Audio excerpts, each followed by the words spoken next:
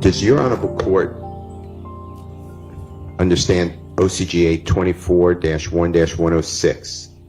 So if that recording comes in, well, then I'm asking for guidance. So if that recording comes in, and if Miss Morton is not a witness, the state spoke with her, they put it before a grand jury, and they had a court reporter, and they did audio recordings with her at her probation officer's office. And under the rule of completeness,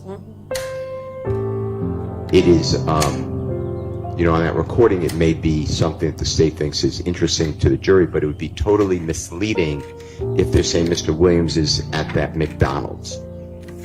So my point is, another recording, another transcript, sworn testimony for this uncalled witness, I would seek to introduce through cross-examination of Mr. Sprinkle. He was at both of those places, and I believe that I would be able to get it in under 24-1-106.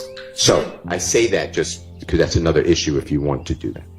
Okay, so the other recording is an entirely different time? Date, time, location, absolutely. And there's two. Like I said, one's grand jury sworn testimony and one's probation officer. So my understanding of 106 is that if a part of one recording comes in, then in fairness, if the other party seeks to introduce the redacted or unintroduced part of the same recording in order for it to give a complete picture, that can occur. But I don't know that that means an entirely separate recording from an entirely separate date with entirely separate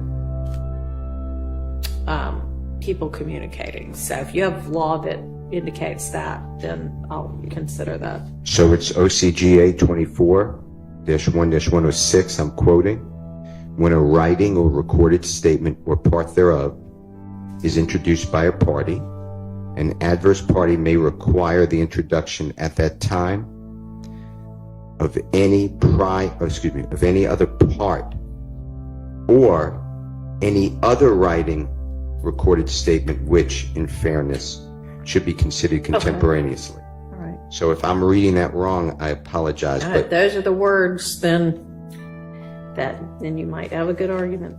Okay, I just want to bring that up since you're asking for issues.